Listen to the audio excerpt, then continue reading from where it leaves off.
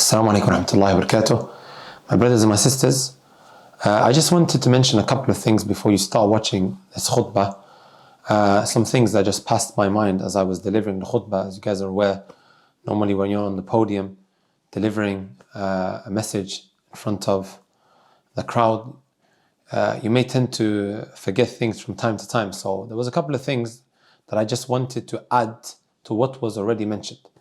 The first thing, my brothers and my sisters, as I've made it crystally clear in the khutbah, that we are not trying to incite violence, harassment towards any human being, whether it is the monarchy or any minority group, LGBTQ, or any other individual that's walking on the face of this earth. Just in case we had somebody who works for Channel 4 sitting in the crowd looking to misconstrue that which was mentioned, right?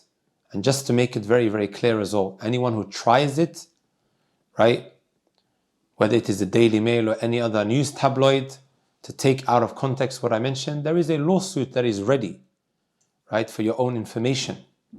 Just take the Salman Butt case into consideration and keep that in mind, inshaAllah ta'ala. As I was delivering the khutbah, we touched on the issue of disliking something and how the definition of Islam comprises of three things. Number one, to submit to Allah subhanahu wa ta'ala with the tawheed, to carry out the obedience of Allah Azza wa Jal, to turn to Allah with obedience. And number three, to free yourself from shirk and its people. The fact that an individual hates disbelief, he hates shirk, right, could maybe be misunderstood in the sense where, like I said, we are not trying to entice hatred, even though you may dislike and despise the shirk that an individual is upon, right? And we know that the love that an individual may have towards a non-Muslim is of different types. You have, of course, the al-mahabba al-tabi'iyya, the natural type of love. Your father may be a non-Muslim. Does Al-Islam say that you cannot love him naturally?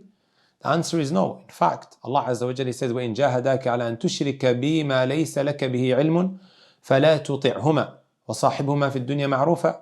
Right? If they strive against you to cause you to commit shirk, then do not obey them. However, you have to be kind towards them, you have to be good towards them, and so on and so forth. Right? So that natural type of love is not something that has been frowned upon in our Sharia. However, you have a type of love, my brothers and my sisters, right, where an individual loves a non-Muslim, a disbeliever, due to what he's upon. If you love that individual for the shirk and the kufr that he commits, then my brothers and my sisters, this individual now is flirting with disbelief, right? And he may well shoot out of the religion because of that. However, if you love an individual based on the ma'asi, the sins, and the evil that he's been committing, right? And even then you defend this type of individual, then this is a very problematic type of love, which would fall under the category of major sins, right? And I think it's also worth pointing out, we have vegetarians who hate meat, right? They hate it with a passion. Does that mean that they are going to incite violence towards meat eaters or animals, right? So I think it's important to distinguish between the two. One may hate someone or hate something, but that doesn't necessitate that he's going to what? Incite violence or harassment towards them. We know, let's be very, very clear, that there are so many non-Muslims who hate Muslims with a passion. However, they would not dare to incite violence towards them, right? And as Allah Azza wa Jal tells us, وَلَن تَرْضَ عَنْكَ الْيَهُودُ وَلَا النَّصَارَ حَتَّى تَتَّبِعَ مِلَّتَهُمْ. The Jews and the Christians will never be pleased with you until you follow their religion. So it's important that I point that out. وَجَزَاكُمْ اللَّهُ خَيْرًا. I hope you guys, inshallah ta'ala, benefit from the khutbah. Assalamu alaikum wa rahmatullahi wa barakatuh.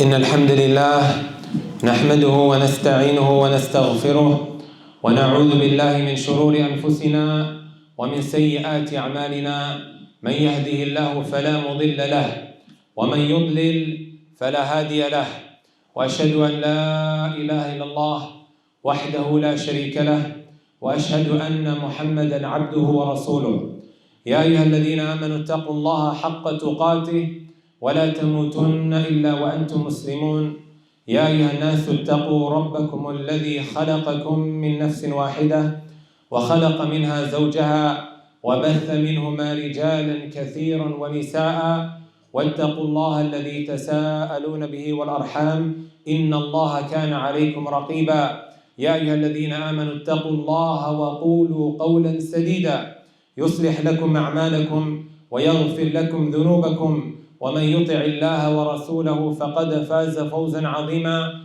أما بعد فإن أصدق الحديث كتاب الله وخير الهدى هدى محمد صلى الله عليه وسلم وشر الأمور محدثاتها وكل محدثة بدعة وكل بدعة ضلالة وكل ضلالة في النار أعاذنا الله وإياكم من النار. My dear respected brothers and sisters, I want to make it crystal clear from the beginning that we are not here to entice harassment, violence towards the monarchy or any minority group, whether it is the LGBTQ minority or any other individual from the face of this earth or on the face of this earth, just in case someone wants to misconstrue that which we are about to say. My beloved brothers and sisters, normative Islam is under attack. That which really saddens myself, and it should sadden every single individual here today, how the obvious is questioned. That which is perfectly normal in our religion, it is reaching a point where one begins to have doubts as to what the Messenger sallallahu alaihi wasallam stood for. And perhaps, my brothers and my sisters, if we're going to be self-critical of ourselves, we may have a huge role to play as to why normative Islam is fading away quicker than it may have been thought. The Messenger sallallahu alaihi wasallam, he told us in a hadith, يدرس الإسلام كما يدرس وش الثوب حتى لا يدرى ما صيام ولا صلاة ولا صدقة. Islam is going to fade away the same way the embroidery on your thobe, on your clothes will fade away. When you wash your new clothes, the more you wash it, my brothers and my sisters, you will see it what? Fading away. And al-Islam is going to fade away like that. The Messenger sallallahu alaihi wasallam, he even told us in a hadith, بدأ الإسلام غريبا وسيعود غريبا كما بدأ.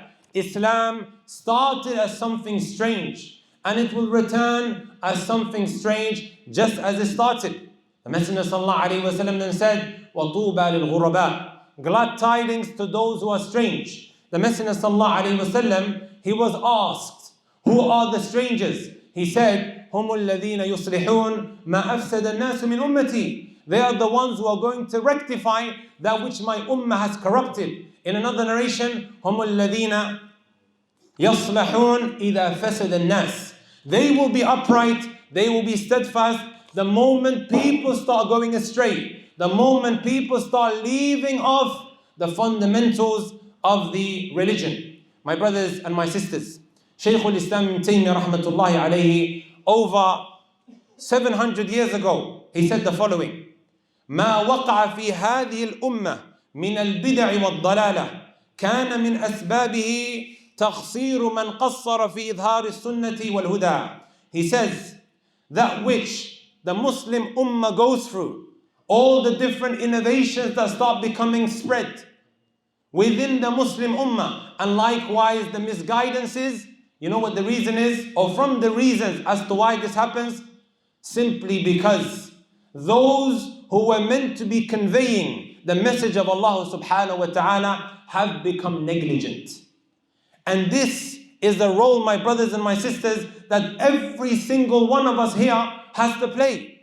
It is not just for the du'at, the shuyukh, the ulama, to clarify that which is right. I'll give you all an example. Look at the LGBTQ community. Even though they are a minority, however, because of how loudly they are, or how loudly they speak, and how vocal they are of what they stand for, wallahi, you look on Twitter, it seems as if they are the majority amongst the people today. And that is because every single one of them is playing an active role in spreading that which they stand for.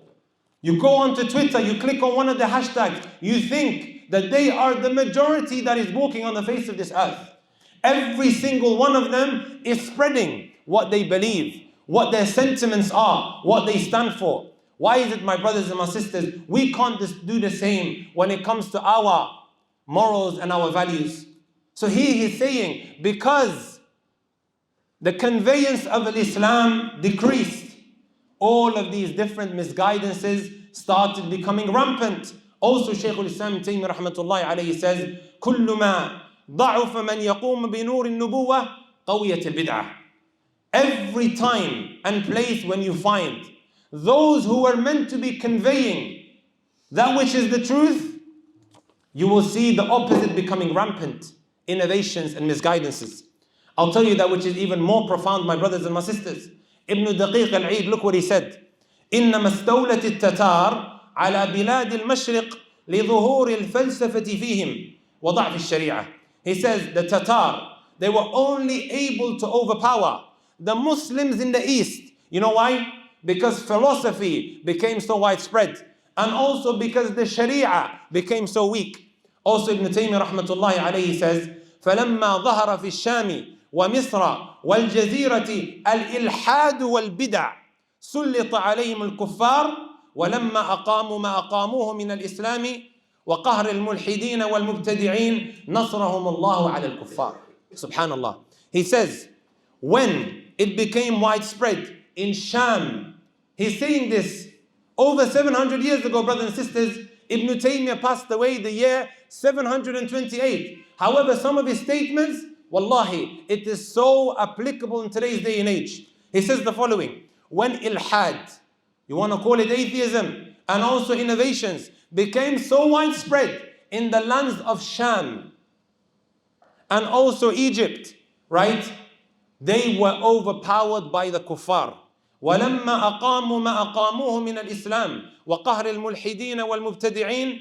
And when they established al-Islam and they overpowered the mulhideen and also the innovators, Allah subhanahu wa ta'ala aided and assisted them over the kuffar. Subhanallah. Also Ibn Taymiyyah rahmatullahi alayhi says, وَكَذَلِكَ لَمَّا كَانَ أَهْلُ الْمَشْرِقِ قائمين بالإسلام كانوا منصورين على الكفار والمشركين من الترك والهند والصين وغيرهم. Subhanallah. How relevant is this? He says, when the people in the East, they established al-Islam, Allah subhanahu wa ta'ala aided and assisted them against the kuffar and also the mushrikeen from amongst the Turks, the Hind, the Indians, and also the Chinese. He's saying this when? Over 700 years ago.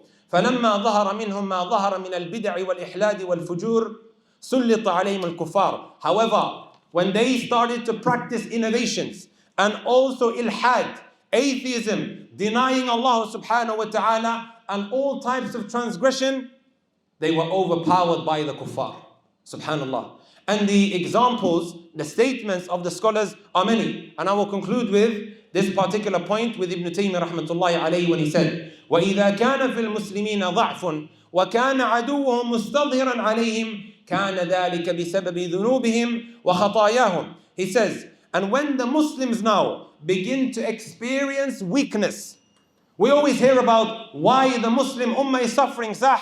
It's a common question that is asked and debated all over the internet. Look what he says. And when the Muslims begin to experience weakness and they find that the enemy has overpowered them, then the cause for this is their sins and their transgression. Ayyuhal Muslimun, my beloved brothers and sisters, a core fundamental symbol of our deen is to love and dislike for the sake of Allah subhanahu wa ta'ala. This is the very basis for everything that we do, say, and live for. Whenever we adopt something, it is because it is something that is beloved to Allah subhanahu wa ta'ala. And whenever we refrain from something, it is because it is something that is disliked to Allah subhanahu wa ta'ala. Wallahi, brothers and sisters, what was so sad to see was young children, and I'm sure everybody here saw it, right? In the house of Allah subhanahu wa ta'ala, singing the national anthem. right? And saying all sorts of things when they were interviewed. When you think about it, my brothers and my sisters, it is much more deeper than them just singing. Rather, this is something, my brothers and my sisters, that is a negligence in an individual's fundamentals and likewise his beliefs. The Messenger ﷺ taught us with regards to liking, loving and disliking for the sake of Allah subhanahu wa ta'ala. The Messenger ﷺ, he said, أوثق عرى الإيمان الحب في الله والبغض فيه. The pinnacle point of your faith is to love for Allah and to dislike for Allah. The Messenger ﷺ, he also said in another hadith, من أحب لله وأبغض لله وأعطى لله ومنع لله فقد استكمل الإيمان. Whoever loves and dislikes and also gives and also what? Withholds for the sake of Allah subhanahu wa ta'ala, this individual, he has completed his iman. Also the Messenger sallallahu alayhi wa sallam, he told us in another hadith, وَجُعِلَ الذِّلُّ وَالصِّغَارُ عَلَى مَنْ خَالَفَ أَمْرِي. Indeed, humiliation is upon the individual who goes against that which I have come with. وَمَنْ تَشَبَّهَ بِقَوْمٍ فَهُوَ مِنْهُمْ. Whoever now imitates a people, then he is like them. Also Allah subhanahu wa ta'ala, he told us in the Quran, لا تجد قوما يؤمنون بالله واليوم الآخر يوادون من حاد الله ورسوله. You will not find a people who believe in Allah and also the hereafter showing love and affection to those who oppose Allah subhanahu wa ta'ala and His Messenger sallallahu alayhi wa sallam. This is the life of a Muslim, my beloved brothers and sisters. This is the lens through which the Muslim looks at everything in the world. The yardstick by which the Muslim, he measures everything around him. This is the basis upon which the Muslim makes every moral decision, deeming anything to be good or bad. Hiding or ignoring this fundamental to our faith is disingenuous and will do us no favors whatsoever. My brothers and my sisters, let's just look at the definition of Islam. There was once upon a time, maybe over 7-8 years ago, I stood outside of Beeman Lee's masjid and I began to interview our young brothers and children who came out of the masjid. What is the definition of Islam? Many of them, they said, Islam means peace. Some said Islam is a way of life. Is this really what Al-Islam means, my brothers and my sisters? It may be a part of it, but what is the definition of Al-Islam? Wallah, you ask our kids today, give me Pythagoras' theorem. A squared equals B squared plus C squared. Tell me about condensation, evaporation, alliteration, and all the other shations that are out there. Our children, they know it inside out. However, my brothers and my sisters, the definition of Al-Islam, and perhaps maybe because of our ignorance with regards to the definition of Al-Islam and all other aspects and fundamentals of our religion, we are seeing all of this unfolding right before our eyes. Wallahi, it broke my heart. And up until this very moment, it really, really saddens me to see them kids who were conducting themselves in that particular manner. I ask you this question, my brothers and my sisters, right? If we as this generation is ignorant about the fundamentals of Al-Islam, what do you think the state of the next generation will be? I remember 7-8 years ago when I used to give lectures around the masajid, I would say to the parents, do not be surprised if tomorrow your daughter Fatima wakes up and she says, Dad, I want to marry Mark and John. The parents, they would look at me, this guy is maybe a little bit off. I would also say, don't be surprised if your children wake up tomorrow and your child Muhammad says, Dad, I want to have a relationship with Bob. That should not surprise us. And this is when some of the elders thought, you know what, this guy is really off it, right? Maybe he's not the right person to be given the lecture.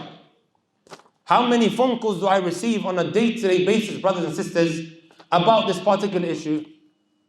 Sometimes the child, he asks questions to the parents. Genuinely, he's asking, he doesn't know. But you know what the parent does? Let me take him to a raqi. He's probably got a jinn in him. No, he doesn't have a jinn in him. He just doesn't know. And that's why he's asking these questions. The universities are a breeding ground for kufr, shirk, LGBTQ, feminism, and all other types of nonsense and filth that you will find in today's day and age. We are taking our kids there. I'm not saying don't take your kids to university, but do you agree that it's fair to say that they should be firmly grounded to at least? So what does al-Islam mean, brothers and sisters? Al-istislamu lillahi bil-tawheed. To submit to Allah subhanahu wa ta'ala with the tawheed. Wal-inqiyadu lahu bil-ta'ah. And to also what? Be an obedient servant to Allah subhanahu wa ta'ala. And the third component is wal-bara'atu min ash-shirki wa ahlihi. That one, he frees himself from shirk and its people. I must point out something extremely important here. Before that which I say is taken out of context. My brothers and my sisters, right? It is important to point out and emphasize that one may dislike something. However, the fact that he dislikes that, does that mean he's going to entice violence towards it? No, it doesn't mean that. Right? When we look at this definition of Islam and it says being free from shirk and its people, what does it actually mean? I hate the shirk and the kufr that the non-Muslims are upon. Do I have to love it? Do I have to like it? Is that what my religion has become? Lakum dinukum waliya din? And having said that, does now disliking kufr and shirk contradict with the samaha, the tolerance and the peace that the religion of Islam stands for? No, it doesn't, my brothers and my sisters. Right? If we look at the concept of love and hate in Islam, my brothers and my sisters, should I say, the concept of love and also disliking shirk and that which is propagated, it doesn't go against the samaha of Islam. My brothers and my sisters, we as Muslims do not entice harassment and violence towards non-Muslims. We must be law-abiding citizens. We do not defraud the non-Muslims. We strongly condemn the practice that is carried out by Muslims today of claiming to be separated from their spouses when in reality they are not. This is something that we completely condemn. Also, my brothers and my sisters, it is part of our faith as Muslims to acknowledge the good that someone has done, even if he's a non-Muslim, right? We do not oppress them. The Messenger sallallahu alayhi wa sallam, he said in a hadith, فَاتَّقِ دَعْوَةَ الْمَظْلُومِ وَإِنْ كَانَ كَافِرًا. Fear the dua of the oppressed, even if he's a non-Muslim, even if he's a kafir. فَإِنَّ لَيْسَ بَيْنَهَا وَبَيْنَ اللَّهِ حِجَابٍ. Indeed, there is no what? Screen between Allah Azza wa Jal answering that dua and that person who caused that oppression. Right? So we do not oppress them, we do not entice violence. However, لَكُمْ دِينُكُمْ وَلِيَ دِينٍ. Why is it that we have to conform to the different beliefs that are out there? It is as if someone's holding a gun to our heads, that either you speak a certain way or you will be in prison. Since when did life become like that, brothers and sisters? أقول ما تسمعون وأستغفر الله لي ولكم ولسائر المسلمين فاستغفروه إنه الغفور الرحيم. الحمد لله وكفى والصلاة والسلام على النبي المصطفى المجتبى. My beloved brothers and sisters, I only have a couple of more minutes to complete this khutbah. I want to make you all aware of a legislation that was established back in 2015 by the former Prime Minister called David Cameron. And I'm sure most of us have heard of him. After the Messenger sallallahu alayhi wa sallam was depicted by Charlie Hebdo, the French cartoonists, him alongside so many of the other leaders, they came out to establish that which relates to freedom of speech. And not just freedom of speech. You know what also, brothers and sisters? The right to offend. And we're not even here to offend anyone. David Cameron, he said this after the Messenger sallallahu alaihi wasallam was depicted. They made pornographic caricatures of our beloved Muhammad sallallahu alaihi wasallam. And then he came out and he said, we must defend our right to offend. As a reminder for those who have maybe forgotten the law, right? Something that I really want to make mention of, my brothers and my sisters, which relates to the death of the Queen. When the Queen passed away, there were statements abound from non-Muslims who were calling for the abolishment of the monarchy. Non-Muslims were saying this. But rarely would we find Muslims who feel that they are able to express such sentiments because of the fear of consequences in the shadow of the prevent strategy. Many Muslims, they always feel the only sentiment that they are allowed to express is glorification and veneration of the Queen and everything about her, to whitewash all of the murder, atrocities and plunder that has occurred in the name of the monarchy historically. And like I said at the beginning, my brothers and my sisters, we are not here to entice violence or harassment towards any human being. It is just the mere reality of expressing your freedom of speech, right? So let's see what some of the non-Muslims had to say. And I quote, as I always do, right? An author, an academic, by the name of Kahinda Andrews. You know who this person is? He's someone who holds a role at Birmingham City University. You know what he said? He would not mourn the death of Queen Elizabeth II. And I'm just quoting here from non-Muslims. He's a professor, brothers and sisters, at a very well-known university in Birmingham. He said, calling her a figurehead of white supremacy, right?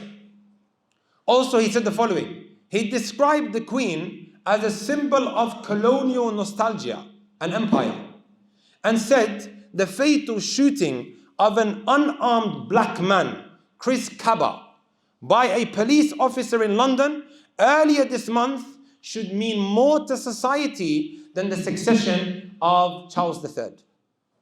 Although we saw her a lot, I can't remember anything she ever did. So it's fair to say that the Queen was a figurehead and a symbol. This is what this professor called Andrew is mentioning. Look what he also mentions. I am not happy that she's dead, but all people, they die. And yes, it's sad in a sense, but it's not for me to mourn. This was mentioned by a non-Muslims, my brothers and my sisters. You have the black community not coming out singing the national anthem, waving the Union Jack. They are standing for their what? Their rights and their morals. Why is it that we Muslims are always on the back foot? And like I said, and I'll conclude the khutbah with this, I'm not here to entice violence or harassment towards any human being. It's just a matter of holding on to your religion, my brothers and my sisters. Think about it. Do we want to contribute to the next generation of Muslims by name who don't know their tawheed, who don't know their sunnah? They might be brown on the outside, but in the inside, it's completely different. Right? And like I said at the beginning of the khutbah, every single one of us here has a role to play in establishing the truth, just like the LGBTQ community, who are what? Holding on to their morals and their values. But we Muslims have been fear-mongered and terrified.